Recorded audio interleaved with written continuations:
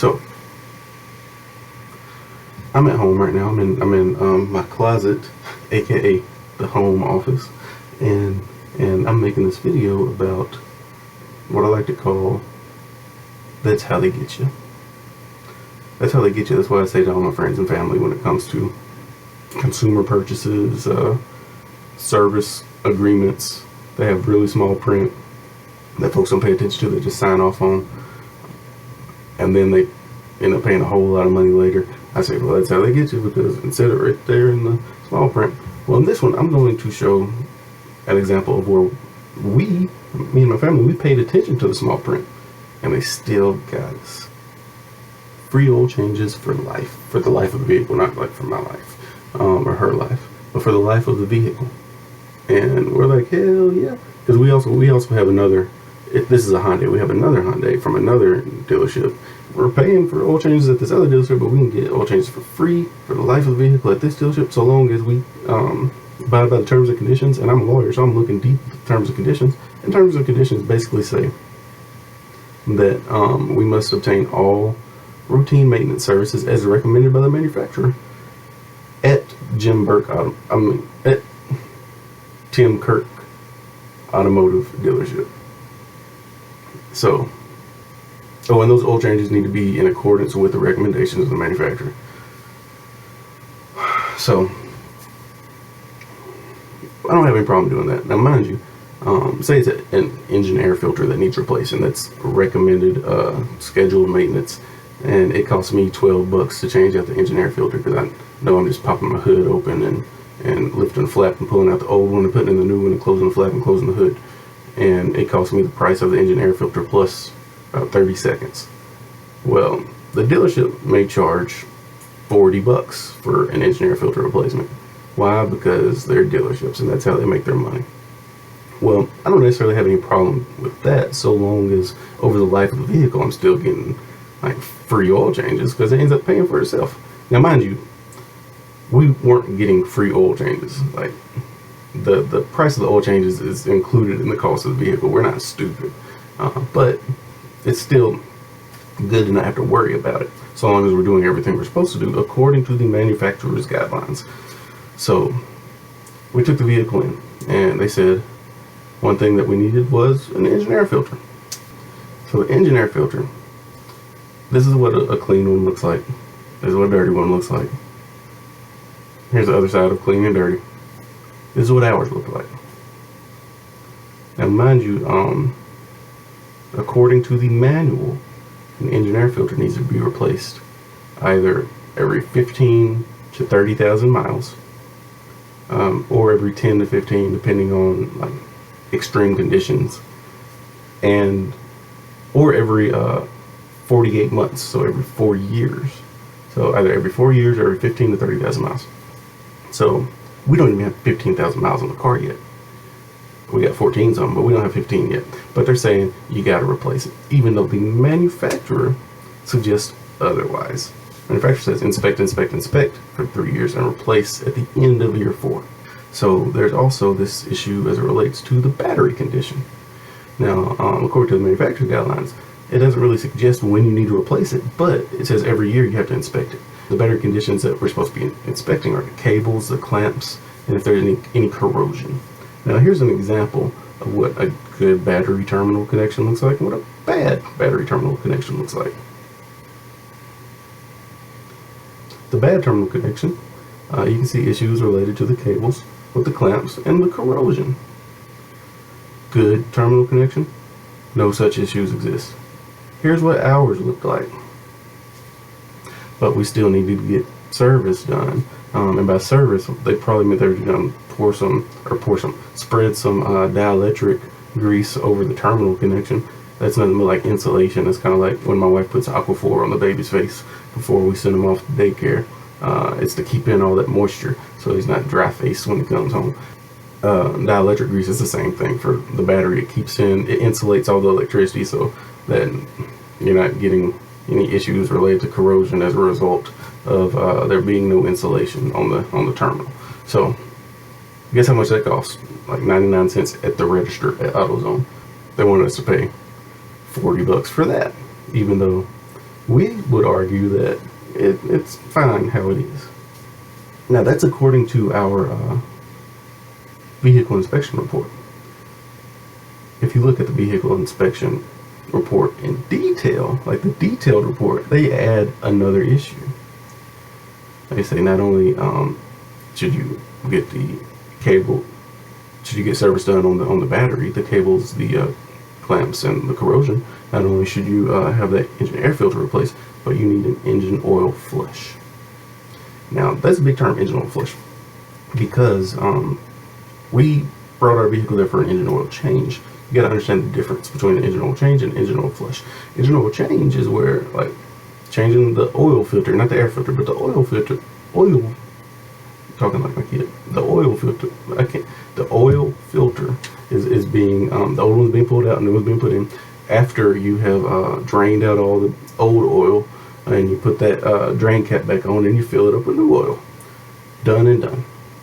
Engine oil flush is where you've been driving your vehicle for so long that clumps of oil have gathered around any corroded pieces in the engine, or any dirt or debris that's been in the engine, and just like falls to the bottom, and you get a whole bunch of just nastiness at the bottom of your engine.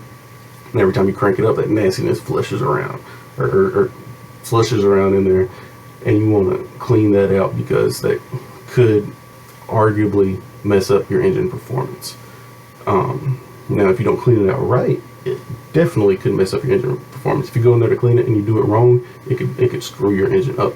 Oftentimes, engine oil flushes void warranties, and most dealerships don't suggest them. Period.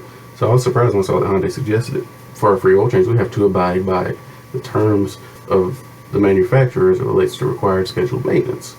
But when it comes to engine oil flushes, like I said, I was shocked when I saw that they were even suggesting it, because it often voids warranties. There's nothing in our scheduled maintenance that even mentions engine oil flush whatsoever. Like, engine oil flush is not anywhere as a phrase in the entire thick-ass like Hyundai owner's manual. Nowhere. I reviewed some forums and I saw Hyundai owners like getting messages from Hyundai USA where Hyundai USA is telling them, we don't suggest that you ever get an engine oil flush done at service, like whatsoever, period. But here, it wasn't an upsell product. It wasn't like, okay, we're giving you this, but have you considered buying this also for $150 more? No, it was a requirement. They said we have to pay this $150 for this particular service on top of these other two services for $40 a piece. So $230 worth of service so that we can receive our $42 oil change for free. My wife is smart. She said, no, I'll pay for the oil change and get out of here. Arguably, since we didn't abide by what they suggested, they could say that that voided the agreement, like from like henceforth, from this point forward, we don't have access to free oil changes. But we argued we never did. We go to court on it, but we can't go to court on it because it's a car dealership, and when you purchase vehicles at car dealerships, like every single one I can think of, you agree to binding arbitration. We can take it to an arbitrator, but what's the point? We're just going to pay for our oil changes like we always have been. But I just want to show you this as a example of where even looking at the fine print isn't enough to save you with some folks, because they're just going to be shady and go behind the scenes and do you dirty. So always read the fine print, but even still, some folks may try to get over on you. One thing I would suggest that we didn't do, more so because of my pride and ego than anything else, there is a law firm in Alabama, in central Alabama, called Alabama Car Lawyers. I would contact them. Like, say it's time for me to get another vehicle, and it's a long time before we get another vehicle, but say it was time.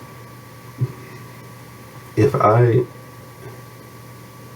want to humble myself, I'm going to call up these lawyers and see if they'll come with us. Not to help us find out which vehicle we want, but to sit in the F&I office, the financing and insurance office. That's the office where you're signing all the forms at the end, where they, you think you're going to be in there for an hour and you're in there for like 5 hours, and they're trying to upsell you on like undercarriage paint, and we're just sitting there going, no. Actually, this dealership wouldn't even let me back there because I've been arguing with them so much during the negotiation. They said because of COVID, they only wanted one person back there, and they picked my wife because her name was going to be on the vehicle. because of COVID, I couldn't go back there. Mind you, the room that we were negotiating in was smaller than the F&I office. F&I was probably like 3 times the salesman's office, but they had no problem sticking us in there with him. But we couldn't go in there. In the F&I office, I couldn't go in there because the guy didn't want COVID. Now, I know the real reason why they didn't let me in there, but my wife is smart. She's been around the block before, so she knew the real reason too, and she was on her A game. If my wife said, well, he's my attorney, and you're not allowing him back here, that would have created an issue. If I was my wife's attorney, I could have been back there with her to explain to her what all the terms that they were saying meant. But because I was just my wife's husband, I couldn't, because of COVID, again, because of bullshit. I would suggest, like I said, if you're going to purchase a vehicle and you know which vehicle you want, take or call this law firm up and try to see if one of them would go with you. It would be well worth the money, because there's a lot of stuff that they can go on. They can say, for example, most times these days when they're going over the extras that are related to the purchase, talking about like free car washes, free backseat cleanup if your kid drops some chocolate syrup in the back or whatever, free this, that, and the third, gap insurance, extended service warranties. They often don't give you a form for you to sign most often these days. I don't know if these folks did it, because again, I wasn't back there, but most dealerships these days are showing them a computer screen that already has the prices inputted and says, we're offering you these, let us know if you don't want any. And if you don't particularly say, I don't want this, and this, then they won't pull the price off. They'll just click next and go to the next screen.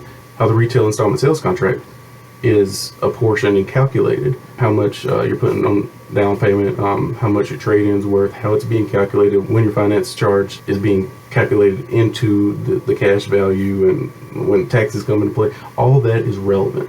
And if the calculations are done properly, then that's an auto fraud issue too. Most folks by that time, like I said, they're not trying to calculate everything. They've been at the dealership for 5-6 hours. They're just signing and going. So like I said, having somebody there that knows what's going on, knows how they get you, and makes a living off of stopping them from getting you.